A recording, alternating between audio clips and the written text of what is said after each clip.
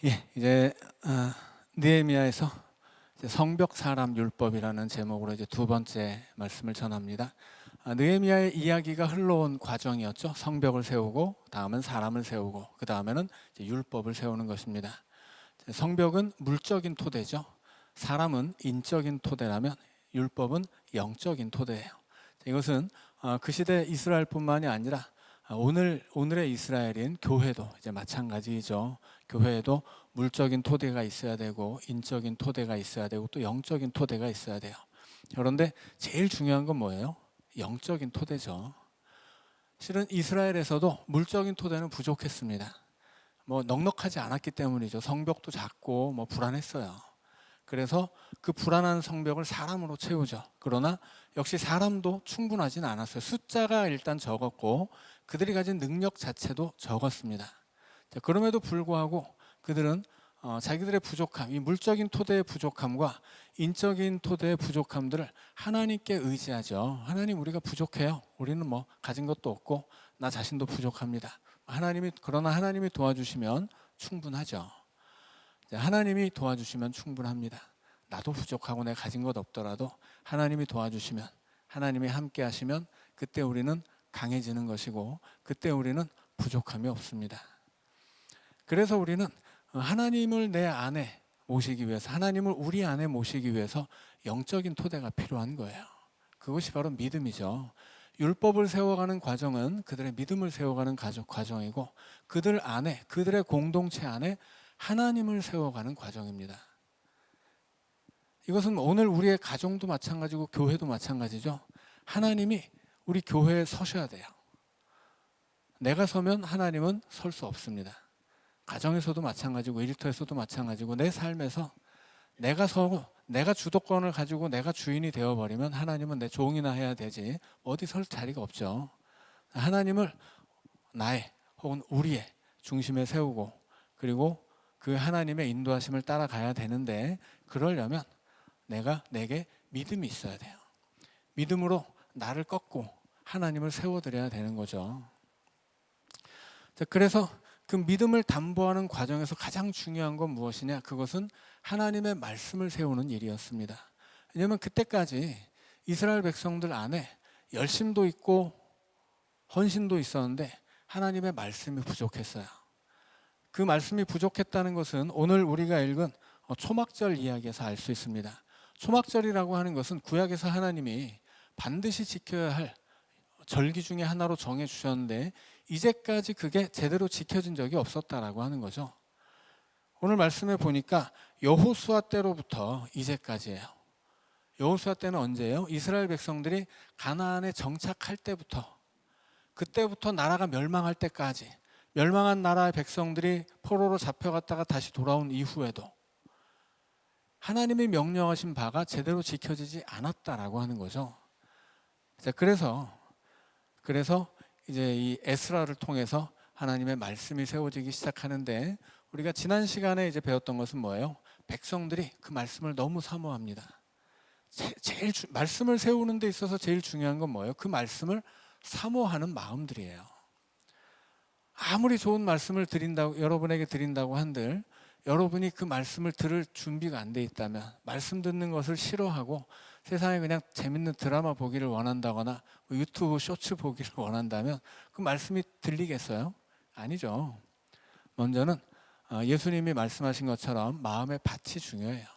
하나님의 말씀은 누구에게나 씨앗처럼 던져지는 것인데, 그 말씀의 씨앗을 받아서 결실하는 마음도 있지만 그냥 빼앗기는 마음도 있는 거죠. 말씀 가지고 잘 사는 줄 알았더니 시험과 환난이 왔을 때 넘어지는 사람도 있고, 말씀 잘 받아서 그 말씀 가지고 사는 줄 알았더니 세상의 염려와 재리의 유혹이 오니까 넘어지는 사람들도 많이 있죠. 결국 하나님의 말씀은 누구에게나 주어지는 것인데, 이 말씀 자체도 어떤 말씀이 우리에게 주어지느냐 중요하죠. 그러나 그보다 더 중요한 건 뭐예요? 그 말씀을 붙잡고 심을 그 마음의 밭이 더 중요합니다. 그래서 이 느헤미야 시대 이스라엘 백성들은 그 말씀을 너무나 사모합니다. 그래서 에스라에게 부탁하죠. 우리에게 말씀을 읽어주세요. 원래 이 나팔절은 1월 1일이라 그냥 설날이에요. 그냥 서로 복을 빌고 그렇게 새해 출발을 기쁨으로 보내는 그런 날이었는데, 이 사람들이 그런 그 나팔절, 우리로 치면 설날인데 설날과는 아무 상관없는 요구를 하죠. 우리는 그냥 먹고 즐기는 날 되기는 싫어요. 우리 이렇게 다 모였으니까 하나님 말씀을 들려주세요. 요청을 합니다. 그 요청을 가지고서 이제 에스라가 백성들 앞에 서고, 에스라를 돕는 사람들이 이제 그들을 백성들로 하여금 율법을 깨우쳐 주죠. 원래는 이 하나님의 율법책이라고 하는 것은 지난주에도 설명드렸지만 히브리어로 되어 있습니다. 이미 이스라엘 백성들은 다 잊어버린 히브리어예요. 근데 히브리어는 말씀드린 것처럼 자음은 있어도 모음이 없어요. 그래서 최제명이면 치읓, 지읒, 미음만 써놓는 거예요. 그러면 이걸 최제명으로 발음을 하려면 어떻게 해야 돼요? 히브리어로 기록된 구약 성경을 다 외우는 수밖에 없습니다. 그래서 이게 어려운 거예요. 이 히브리어로 이미 잃어버린 언어, 잃어버린 글자를 몽땅 통째로 외우지 않고서는 이 말씀을 제대로 알 수가 없는 거예요. 그래서 이 에스라라고 하는 학자가 바벨론에서 자기가 외우고 있는 이 히브리 율법의 내용을 자기 백성들에게 계승시켜 주기 위해서 노년의 나이에도 불구하고 고향으로 돌아왔던 것입니다. 그래서 그 에스라 학사에게 이제 백성들이 율법을 읽어달라고 부탁하죠. 그래서 에스라를 돕는 레위인들이 이제 백성들 앞에 그 말씀을 읽어주죠. 그래서 에스라가 단 위에 서서 히브리어로 율법을 하나님이 모세 시절에 말씀했던 그 언어로 이야기를 해주면, 그 옆에서 모세를 돕는 13명이 크게 마이크처럼, 스피커처럼 이렇게 소리를 질러주고, 그 밑에서는 레위인들이 거기 모여있는 백성들에게 그 사이를 돌아다니면서 이 히브리어가 자기들이 지금 쓰는 아람어로는 어떤 언어인지, 그 아람어로 해석할 수 있는 이 말씀이 어떤 뜻인지를 다 알려줍니다. 그래서 12절을 보면, 8장 12절을 보면 백성들이 크게 즐거워하는데, 그들이 즐거워하는 이유는 단순히 먹고 마시며 나누어 주고 그렇게 즐겨서가 아니었죠. 그들이 즐거워한 이유는 그 읽어 들려준 말을 밝히 알미라, 이렇게 기록되어 있습니다. 그날 이 나팔절, 이스라엘 백성들의 설날에 이 백성들이 얻은 즐거움은 어떤 거예요? 그들의 육신의 배고픔이 채워지는 즐거움도 있었어요.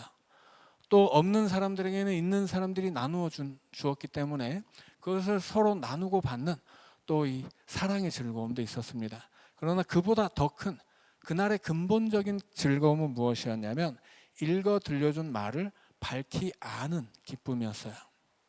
하나님의 말씀이 이게 어떤 뜻인지를 깨닫게 되었을 때, 이 말씀이 이런 뜻이로구나, 이것을 깨닫는 즐거움이 있었다고 하는 거죠. 자, 그래서 1절부터 12절까지 이스라엘 백성들이 이 나팔절에 얻은 즐거움은 하나님의 말씀을 깨닫는 기쁨이었습니다. 그리고 다음 날이 됐어요. 13절에 그 이튿날, 그러니까 7월 1일이 나팔절이라면 7월 2일인 거죠. 7월 2일 날, 그 전날 그 말씀의 즐거움을 가졌던 백성들 중에 소수의 사람들, 백성들의 족장들과 제사장들과 레위 사람들이 율법의 말씀을 밝히 알고자 하여 학사 에스라에게 모입니다. 이건 뭐냐면 그 전날까지 이 에스라를 통해서 읽어진 히브리어 율법을 아람어로 번역해준 몇몇 레위인들은 있었어요. 그런데 너무 숫자가 부족하죠. 그래서 이제는 레위인들이 아니어도 백성의 족장들, 그리고 제사장들과 레위 사람들이 다 그 율법을 배우러 에스라에게 모였다는 것입니다. 원래 율법은 하나님이 모세에게 주셨던 거죠. 모세 시대에 율법을 가르치는 역할은 모세였습니다. 그러니까 이스라엘 백성들이 시내산에서 율법을 받고 가나안 땅에 들어가기 직전까지 모세가 율법을 가르쳐 주죠. 그러나 모세가 죽고 이제 이 이스라엘 백성들이 가나안 땅에 들어갔을 때 그 다음으로 이스라엘 백성들에게 율법을 가르쳐 준 사람은 누구였냐면 여호수아였습니다. 여호수아가 죽을 때 다시 한번 그 백성들을 모아놓고 율법을 가르치죠. 그 말하자면 출애굽 3세대였습니다. 그리고서 어떻게 돼요? 그 다음부터는 흐지부지 돼요. 그 다음부터는 이걸 제사장이 가르쳤는지 레위인이 가르쳤는지는 명확하지 않습니다. 자, 그런데 역대기 17장을 보면 이 제사장들이 레위인들과 함께 백성들의 마을을 돌아다니면서 율법을 가르쳤다, 이렇게 기록되어 있습니다. 그러니까 율법을 가르치는 권한이 처음에는 모세에게 있었고, 그 다음 여호수아에게 있었고, 그 다음에는 제사장들에게 있었을 거예요. 그런데 어느 순간 이 제사장들에게서 율법을 가르치는 역할이 레위인들로 확대되었습니다. 아마도 그것은 솔로몬 시대에 성전이 세워지면서였을 거예요. 이렇게 추측할 수 있는 이유는 제가 전에도 말씀드렸듯이 성전이 세워지기 전까지 레위인들의 주요 임무는 그 성막의 기물들을 옮기는 노동력 제공이었습니다. 그런데 성전이 세워지니까 레위인들은 자기들의 주된 업무가 이 옮기는 일이었는데 이게 없어져 버렸죠. 자, 그래서 성전의 건축과 함께 레위인들의 역할도 바뀌었다고 말씀을 드렸어요. 그래서 레위인들은 성전의 건축과 함께 그 이전에는 성막을 위한 노동자들이었는데 성전이 건축된 이후로는 성전에서 제사장을 돕는 성직자의 반열에 오르게 됩니다. 그래서 찬양을 맡을 뿐만 아니라 여러 가지 성전 안에서 제사를 돕는 역할을 맡는데, 동시에 이 사람들이 자기들이 흩어져 살아가는 각 지파들의 땅에서 더불어 살면서 이 레위인들이 처음에는 재판이나 혹은 판결 이런 것들을 이제 주관하게 되고, 그리고 동시에 그들이 살아가는 곳에서 이제 율법을 가르쳤다고 말씀을 드렸죠. 그래서 어느 때부터 확실히 레위인들이 율법을 가르치는 역할을 맡았냐, 이것은 불분명하지만 대체로 성전의 건축과 함께 레위인들의 역할이 바뀌었기 때문에 그 성전의 건축을 기점으로 해서 아마도 레위인들의 역할이 노동자에서 성직자로 옮겨지고 그들이 이 율법을 가르치는 역할도 받았을 것이다라고 이제 많은 신학자들이 짐작하고 있습니다. 자, 그런데 여기서 한 걸음 더 나아가게 되는 거예요. 그 전까지는 제사장이든 레위인이든 여튼 레위 지파 안에서 해결이 되는 거죠. 자, 그런데 이제 누가 여기 붙어요? 백성의 족장들이에요. 율법을 배우러 레위인들뿐만이 아니라 백성의 족장들이 들어옵니다. 이것은 뭐냐면 이스라엘 역사 안에서는 종교 개혁과 같은 어마어마한 일이에요. 이제까지 레위 지파에게만 한정되었던, 제한을 두었던 이 성직에, 율법을 가르친다는 것은 성직의 일부였거든요. 그 성직에 이제는 일반인도 들어오게 된 거예요. 그래서 말씀드린 것처럼 그렇게 할 수밖에 없는 이유는 뭐냐면 이 고대 히브리어, 이스라엘 백성들은 이미 잃어버린 그 언어와 문자를 다시 기억해내고 전승하는 것은 레위인이라고 해서 할 수 있는 것이 아니고 그것을 배운 지식인들만 할 수 있는 일이었기 때문입니다. 그래서 이제 이스라엘 백성들 안에 율법을 가르치는 부분에 있어서는 레위 지파라고 하는 지파의 한계를 벗어나서 그것을 배운 사람들이 이걸 감당하게 되는 거예요. 그래서 지금 본문 말씀에서도 13절에서 학사 에스라라는 말이 나오죠. 이 학사라는 말은 히브리어로 쇼페르인데 이것은 성경 안에서 서기관으로 번역되는 말입니다. 그러니까 서기관은 뭐예요? 바리새파 안에서 율법을 가르치는 중요한 역할을 맡은 바리새파의 대장급을 서기관이라고 불렀거든요. 그래서 서기관은 율법을 기록하는 사람일 뿐 아니라 율법을 해석하고 전승하며 가르치는 사람들이었습니다. 그래서 에스라를 학사라고 본 거예요. 원래 에스라는 레위 지파 안에서도 제사장 가문에 속한 사람이었습니다.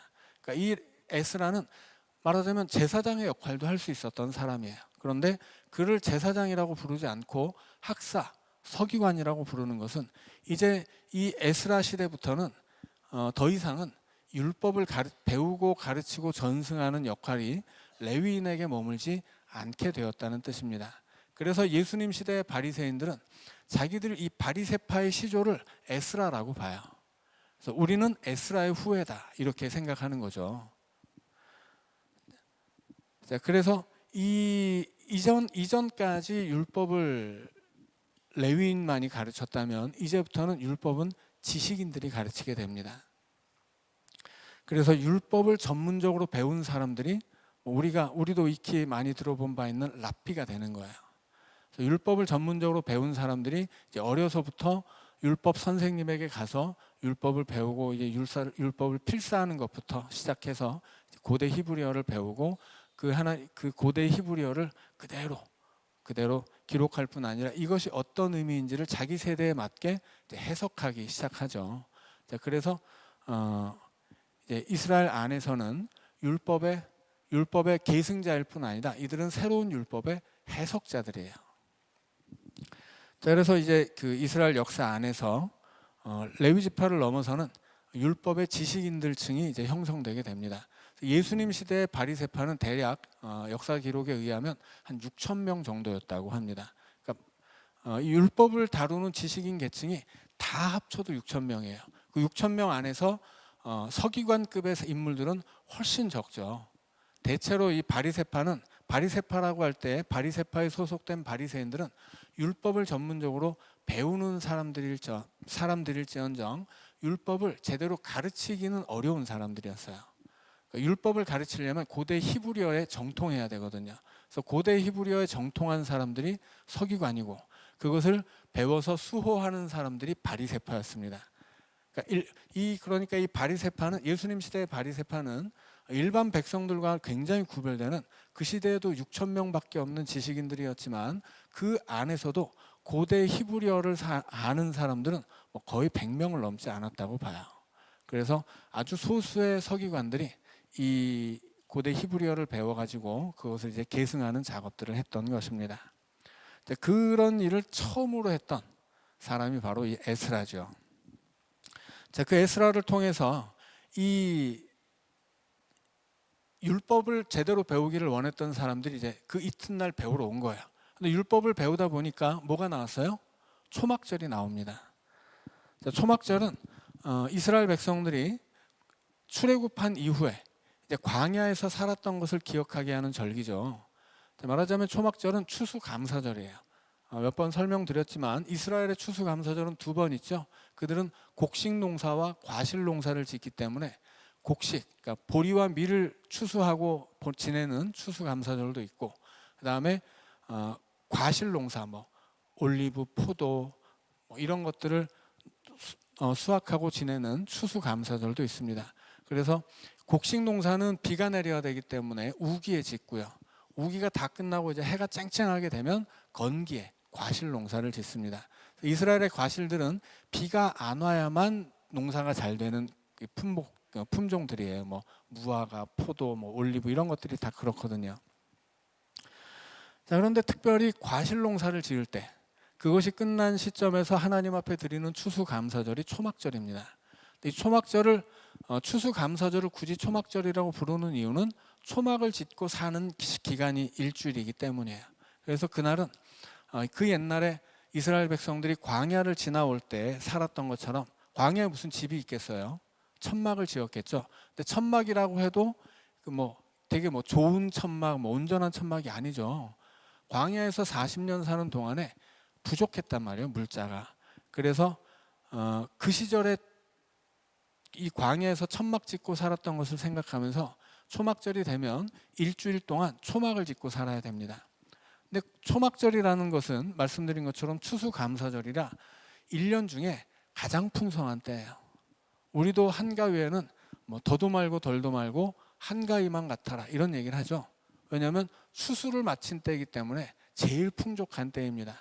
그런데 제일 풍족한 때 제일 가난한 모습으로 살게 하신 거예요, 하나님이. 니네 그 옛날에 그 광야 지낼 때처럼 초막을 지어라 라고 이제 초막을 짓고 거기서 일주일 살라고 하시는데, 율법에 의하면 초막을 지을 때 반드시 얼기설기 지어야 돼요. 초막을 짓는다고 해서 산에 가서 나무 막 엄청 가져다가 좋은 천막을 짓는 게 아니에요. 반드시 얼기설기 지어서 얼기설기 지은 초막 사이로 그 초막 안에 누우면 하늘에 있는 별이 10개 이상 보이도록 초막을 짓게 율법으로 정해져 있었어요. 그러니까는 초막을 짓는데 아주 촘촘하게 이슬도 안 들이치게 아주 따뜻하고 편안하게 짓는 게 아니고, 초막을 지을 때는 반드시 누웠을 때 하늘에 별이 10개 이상 보이도록 듬성듬성 지어야 됩니다. 그러니까 뭐예요? 어렵고 힘들고 가난했던 그 시절을 그대로 재현하라는 뜻이에요. 그것을 재현해야 하는 이유는 뭐냐면 그 시절에 하나님이 주셨던 은혜를 기억하기 위함입니다. 그래서 이스라엘 백성들은 가장 풍성한 때, 가장 가난했을 때 하나님께 받은 은혜를 기억하도록 초막절이라고 이름 짓고 초막에 살게 명령을 받은 거예요. 근데 이제까지 그걸 잊어버렸다는 거죠. 이걸 잊어버렸다는 건 무슨 뜻이겠어요? 이스라엘 백성들이 추수를 해요. 많이 거두면 기뻐하죠. 조금 거두면 낙심하고 실망합니다. 추수감사절에 감사를 드릴 때도 많이 거두면 기뻐하는 거예요. 근데 조금 거두면 기뻐할 게 없어요. 왜냐하면 가진 것을 기뻐하니까. 그런데 하나님은 초막절을 명령하시고 뭐를 어떻게 요구하시는 거예요? 너희들이 지금은 많이 가지던 적게 가지던 그것과는 상관없이 너희들의 감사는 그 옛날 출애굽 시대에 너희 민족을 구원하시고 애굽의 노예에 불과하던 너희를 하나님 백성으로 삼으셨던 그 은혜를 기억하라, 이렇게 명령하신 거예요. 그러니까 초막절에 이 초막에 살아야 하는 이유는 이스라엘 백성들이 그 과거 출애굽의 은혜를 기억하게 하기 위함이고, 출애굽의 은혜라고 하는 건 뭐예요? 애굽의 노예를 하나님 백성으로 삼아주신 은혜예요. 그 은혜를 기억하면서 지금 현재 너희들이 가지고 있는 것, 올해 너희들이 추수한 것, 그게 많든 적든 그것과 상관없이 너희들은 하나님 앞에 출애굽 사건을 통해 구원받고 하나님 백성 된 사건을 기억하며 감사하라 말씀하신 거예요. 그러니까 이제는 우리가 늘 감사절에 제가 강조하는 게 뭐예요? 추수의 감사가 아니라 감사의 추수라고 하는 거죠. 이것이 초막절에 주신 하나님의 뜻이에요. 우리가 무엇을 가졌다는 것에 대한 감사가 아니라 하나님이 내게 베풀어 주신 그 구원의 은혜를 가지고서 감사라고 하는 거예요. 그러니 이미 이것은 추수감사절이긴 하지만 추수의 감사와는 상관없는 감사를 하나님께 드리라고 하는 거예요. 그래서 내가 많이 거두었건 적게 거두었건, 그래서 내 주머니에 많은 것이 있건 적은 것이 있건 그것과 상관없이 우리의 감사는 나를 구원하신 하나님의 사랑에 대한 감사이지 내가 가지고 있는 소유에 대한 감사가 아니라는 것입니다. 그런데 이스라엘 백성들이 이걸 이제까지 수백 년 동안 까먹고 있었어요. 그들은 초막절을 지키더라도 이제까지 그냥 가진 것에 대해서 감사하고 하나님이 주셔서 내 손에 쥐인 것에 대해서 감사해 왔다는 것입니다. 그래서 이제 하나님의 말씀을 듣고 보니 그게 아니었다고 하는 거죠. 그래서 이제까지 초막절 자체를 잃어버리고 지냈던 세월도 많지만 여호수아 이후로 초막절을 한 번도 지내지 않았겠어요? 그렇지 않거든요. 초막절에 진정한 의미를 깨닫고 그 초막절을 초막절답게 지켰다는 것입니다. 그래서 이제까지 이렇게 지킨 초막절이 없었다라고 하는 것은 온 백성이 초막절을 정말 잘 지켰다, 규정대로 지켰다, 모두가 참가했다, 이런 뜻이 아니고 그 초막절의 본뜻에 따라서 추수의 감사가 아니라 감사의 추수로 초막절을 지냈다 하는 것입니다. 자, 그런데 이 초막절을 지내게 된 이유가 뭐예요? 그 이유가 뭐냐면 14절에 나와 있죠. 율법에 기록된 바를 본즉. 율법에 기록된 바를 보았어요. 단순히 그냥 눈으로 봤다 이런 뜻이 아니죠. 율법이 뭐라고 하는지를 알게 되었다고 하는 거예요. 그래서 자기들이 배운 율법, 이제 이 에스라를 통해 배운 율법, 이제까지는 제대로 알지 못했었는데 제대로 율법을 배우고 보니까 우리가 이걸 안 했었구나라는 부분이 있었던 거죠. 그래서 이 이스라엘 백성들이 말씀을 배우자 그 말씀대로 행했다는 거예요. 그리고 그들은 이 초막절을 통해서 큰 기쁨을 얻습니다. 어떤 기쁨이에요? 이것은 말씀대로 행하는 기쁨입니다. 1절에서 12절까지 이스라엘 백성들은 말씀을 깨닫는 기쁨을 누렸어요. 그런데 거기서 끝나지 않았다는 거죠. 말씀을 행하는 기쁨을 얻습니다.